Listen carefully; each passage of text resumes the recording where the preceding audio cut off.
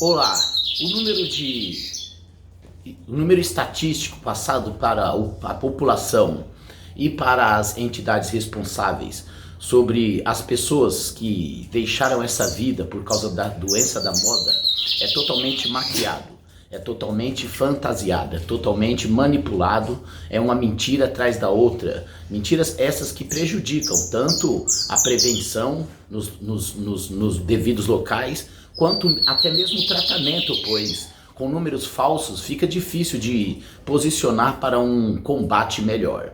E o pior de tudo é que esses números falsos apenas são alardes, um show midiático que está fazendo muitas pessoas se desequilibrarem, fazendo com que as pessoas estejam cada vez mais assustadas, tudo na intenção de angariar fundos maliciosamente, de jeito muito maligno, para tentar ver se arranca mais um dinheiro, para tentar ver se arranca mais uma moeda, causando pânico, generalizando pânico em todas as pessoas, indiferente com as pessoas, o que elas passam, o que elas sofrem. Essas mentiras continuam.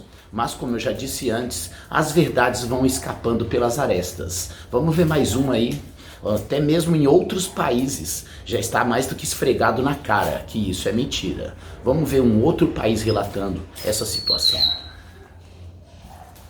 Hospitais brasileiros estão a registrar como óbitos por Covid pessoas que não morreram de Covid.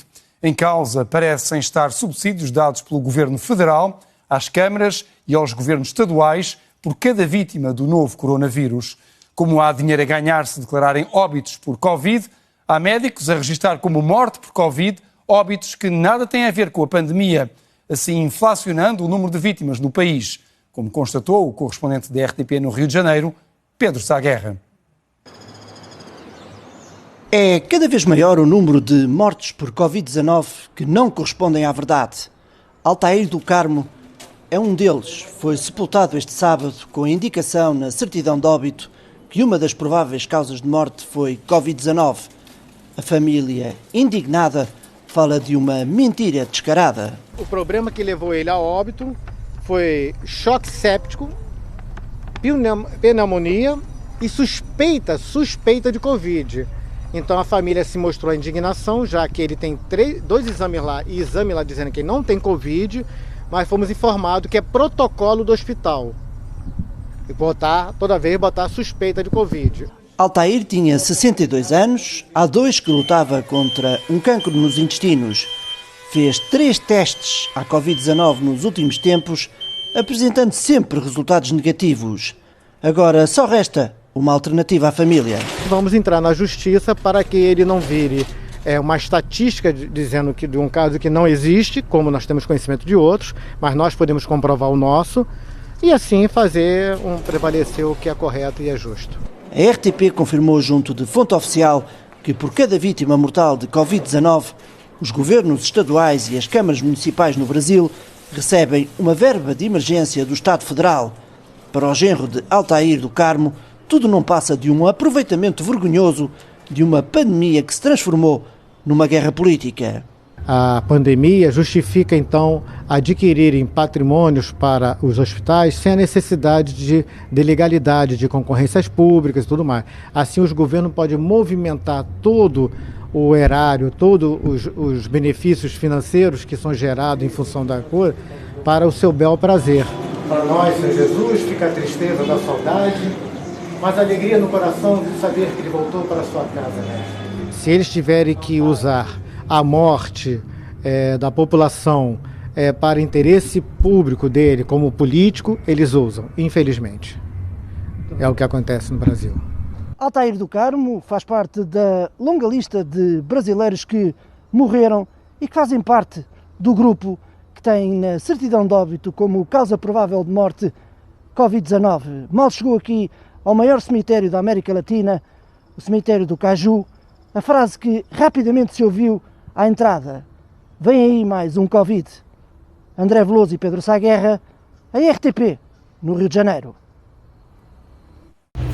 Eu sei que muitas pessoas que querem reforçar suas teses sempre vão arrumar alguma desculpa, dizer isso aí deve ser falso, dizer isso aí deve ser mentira, dizer aquele homem não sabe de nada. Sim, a gente vê todo momento a mesma história.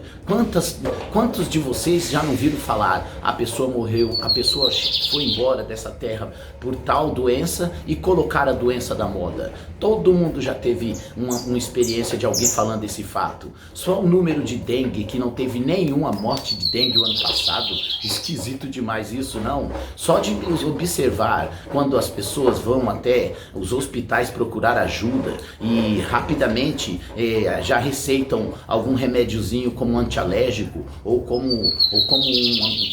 um outro remédio que não seja antibiótico, mande para casa e desvolta quando piorar.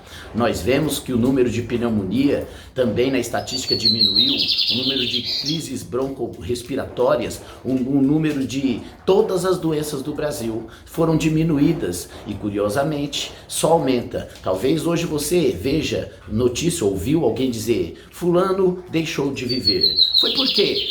Qual é a resposta de sempre?